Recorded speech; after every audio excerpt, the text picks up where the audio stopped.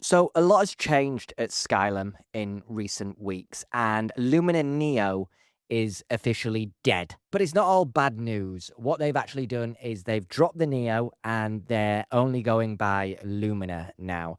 And I'm going to be honest with you guys, throughout the course of this video, I may sometimes say Lumina Neo still, because that's what I've been saying for years. So there will be a transitional period, but just officially, just know it is now solely Lumina. And that's not the only thing that's changed. There's been what was initially described as a complete redesign of the user interface, but the reality is not as dramatic. What Lumina has done is made things more compact. There's been a reshuffle rather than a redesign, and honestly, I think it's got a lot better because of this. And if you watch any of my previous videos, like my full Lumina Neo review, which I'll show, which you can see up in the corner there, then you know that I've always waxed lyrical about how good Lumina is at its user interface, the modern design, how intuitive, and how well it works. So at first, when I heard things had been changed, I'm always like, well, if it's not broken, don't fix it. But things have got a lot better now. And what I'm going to do is rather than just go through every single change, I'm going to go into a real studio workflow, edit an image, and as I go through, I'll just let you know what things were like before, what they are like now, and you'll also be able to see what you can exactly do with Lumina when editing your own images. So I've got a landscape shot here, more of a cityscape actually. I took this on a rooftop in Sao Paulo, Brazil. And the reason I've used this image because there's a lot of different things going on in terms of the image exposure itself. Of course, the bottom half of the image is slightly underexposed, and there's going to be a lot of different masking things we're going to need to do in order to get the image where we want it to be. And I think this gives you the best shot of what you can do with a raw file when using Lumina. When I say there's been a redesign, one thing that's very subtle, but what I've noticed already is the user interface is more black. Before it was kind of like liquid glass with a kind of gray tint to it. Now it seems like a solid black. I like it. It gives it a more professional feel, I would imagine, for some people. I did like the previous version as well, so I'm not really overawed by that. But still, as a preference, some people may like it. Now, if we look in the left-hand menu, which is where we're going to do most of our editing, this is where things have got more compact. The extra tab, for example, where you can use generative arrays, generative swap, generative expand, restoration. You can upscale your images, use HDR merge, focus stacking, and panorama stitching. They were on a different page within the software, and you kept having to go back and forth if you wanted to use them. Now they're simply in your left-hand menu, and you can just go in a single click and you're in it. Now, for what we're doing here today with this image, we're not going to need any of these. So presets was another one that was in a different page, but again, you can access it from your left-hand tab menu.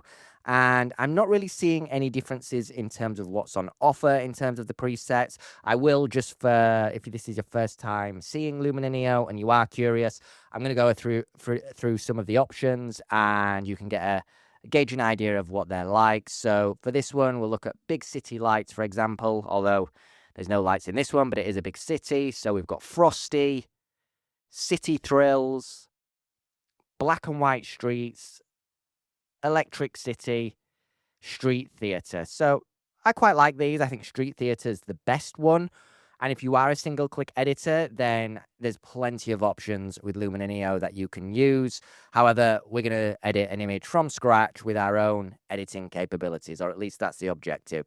So let's jump into tools. Now, the first thing I want to do is let's look at Sky Enhance. Okay, so Sky Enhance lets you swap out the sky essentially. And I like the sky here. We can do some colors with it, but it is a bit flat, a little bit muted.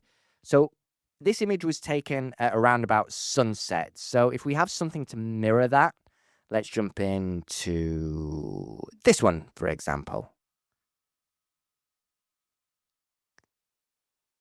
Or we can use this one. These are very dramatic skies. And when you first add them, they're quite intense. And if I'm being blunt, they clearly look fake. But you can refine them a little bit. So you can make them a little bit more intense, or you can take them down a bit. So if you feel they're a little bit too sharp, you can do some defocus, which just makes the sky a little bit softer. Obviously, that makes it too blurred. That looks unrealistic. But just adding a little bit, we can do that.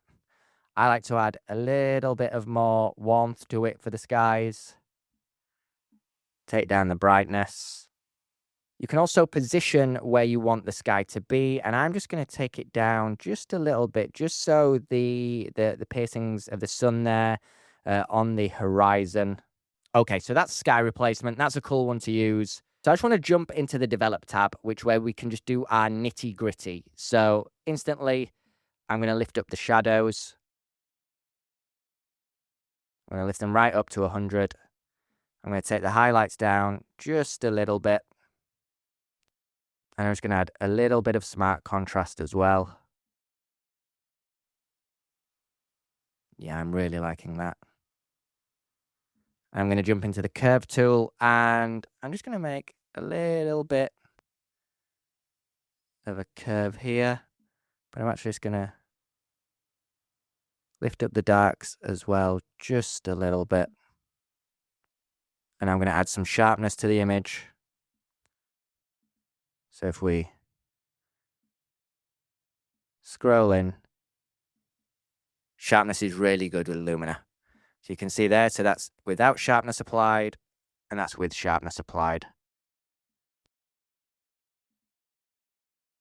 So previously, everything was in the left-hand panel in terms of the develop menu. That's not changed. Everything's still color-coded as it was before, and that's something I've always liked. So if you're already using Lumina Neo, you aren't going to be overwhelmed with what's new. You're going to be able to just use it right out of the box. So I will say that.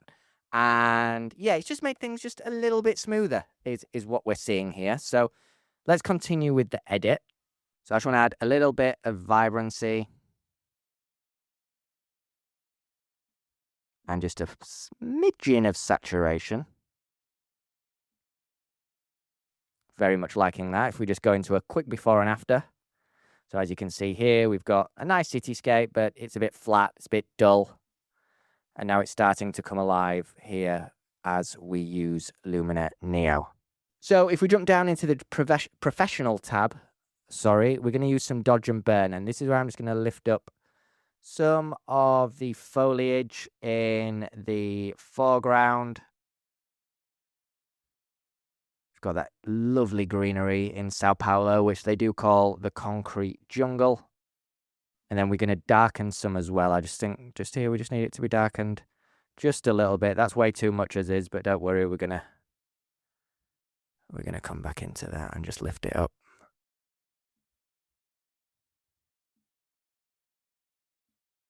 There we go. And I think the image is now more balanced, whereas before I just think it was just slightly hazy there. But just adding a little bit of dodge and burn, we've now got more balance in the foreground, the sky, and the mid-center where all of the buildings are. Now I'm just going to use the light depth tool, which is very cool. It kind of lets you drop light on different parts of the image. So you see we can move it up there. I just want it on just the city space there. I really like that. And if we just jump back in fact, let's do a look at that. That's an image that's come to life. Now, I know for some photo editors, they don't like to go too intense on their edits. They like to keep it kind of as close to being straight out of camera as possible. But Lumina Neo is a creative tool, and it's got all this functionality, and I think it's good to make the most of it. So I want to show you guys who are obviously interested in the software, who obviously want to see what you can actually get out of all its powerful tools, exactly that. What can you get out of its powerful tools? So as a reminder, we've obviously used the sky replacement tool. We've done some minor develop changes to the highlights and the darks. We've added a little bit of color and saturation, and we've also lifted the foreground up and given more power there.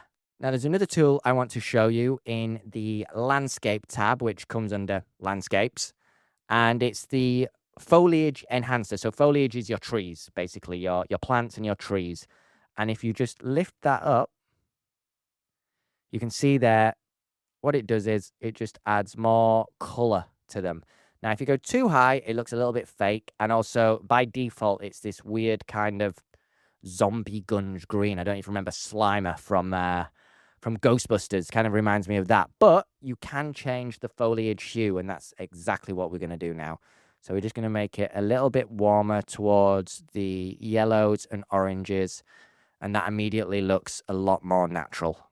So look, there it is. This is very much a live edit. You know, I've just not practiced this. I'm just doing it in real time while also ensuring that the main objective is to show you what Lumina can do. And I think we've done that here. I think this is a good edit. I'm happy with it.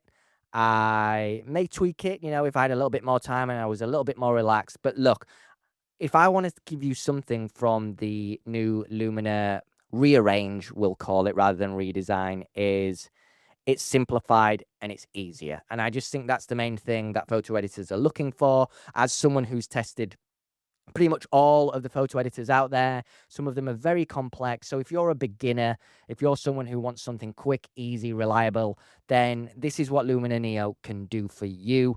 I will leave a link down in the description if you want to sign up for it. And I've also got a promo code as well, ThemFrames10, which gets you an extra discount if you do decide to buy it. But there's also a free trial, so don't just take my word from it for it. Don't just look at a YouTube video. Get hands-on with it. Have a go with it yourself and just see how it works for your style of photography, for your style of editing, and what you enjoy out of using software such as this. But let me know what you think. Are you excited by the new Lumina design? Do you think it has made things easier? What do you think about the software in general? Let me know down in the comments and we'll get a conversation going. Until next one, I hope you've enjoyed this. My name's Dan. This is M Frames. See ya.